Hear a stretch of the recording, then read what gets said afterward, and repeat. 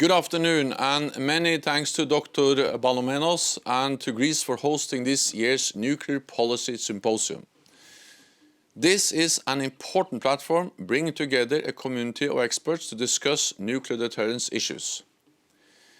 In these challenging times, such discussions are increasingly relevant for alliance security. We face the most difficult security environment in a generation, including growing nuclear threats.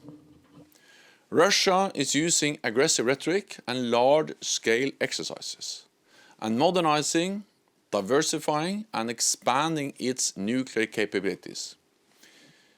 It has deployed short and intermediate-range missile systems. Its hypersonic glide vehicle is now operational. It has tested new nuclear-powered undersea torpedoes and nuclear cruise missiles with potentially unlimited range.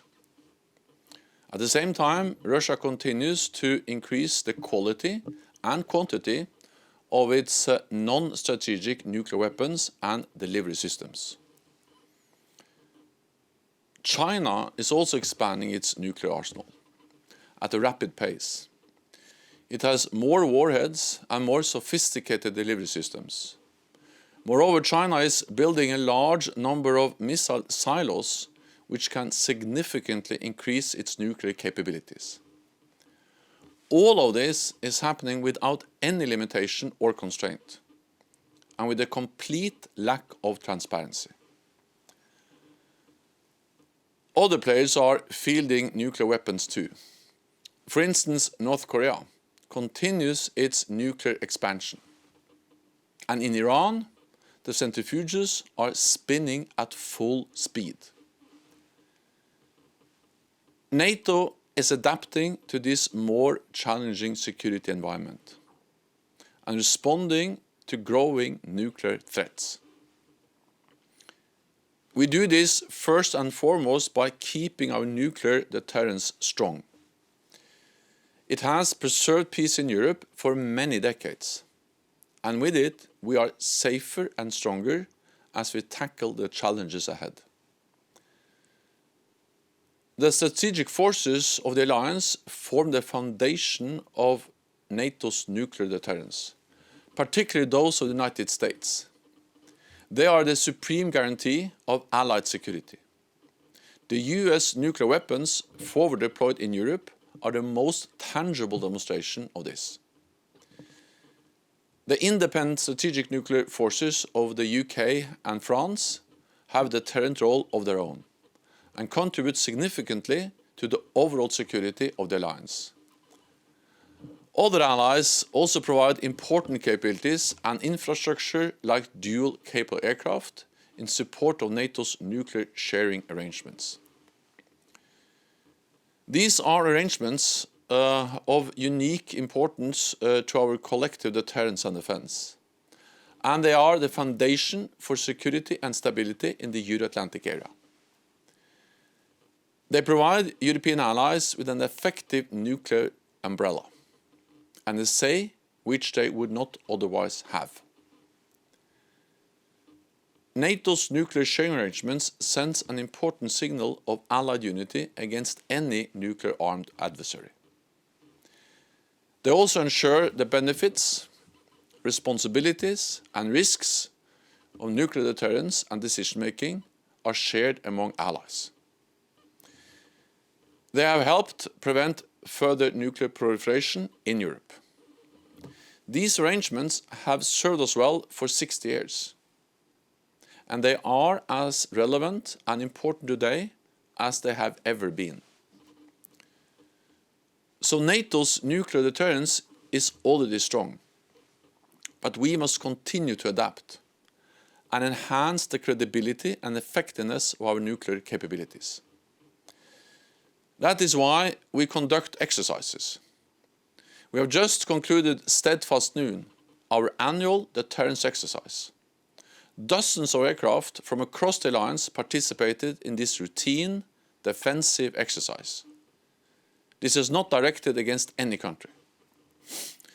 But exercises like this ensure that our nuclear deterrent remains safe, secure and effective. We are also working to enhance the resilience, responsiveness and effectiveness of our nuclear forces. 2 weeks ago, NATO's defense ministers in the Nuclear Planning Group took important decisions to address the challenges and opportunities posed by emerging and disruptive technologies for NATO's nuclear deterrence and reduce nuclear risks. As we maintain and adapt our strong nuclear deterrence, we are also looking at reducing potential risks posed by nuclear weapons and their proliferation. We are determined to continue to play our part in support of arms control, disarmament and non-proliferation efforts. They are key to preserve Euro-Atlantic security and help ensure strategic stability worldwide. Since the end of the Cold War, NATO allies have reduced the number of nuclear warheads in Europe by 90%. Our aim is a world free of nuclear weapons. But as long as they exist, NATO will remain a nuclear alliance. In a more unpredictable and challenging world, a strong nuclear deterrent is essential to preserve peace, prevent coercion and deter aggression. We are ready to take steps to create the conditions for further nuclear disarmament negotiations. And we remain committed to the Treaty on the Non-Proliferation of Nuclear Weapons. But any meaningful disarmament must be balanced and verifiable. The Treaty on the Prohibition of Nuclear Weapons does not fill any of these requirements. Simply giving up our deterrent without any guarantee that others will do the same is a dangerous option.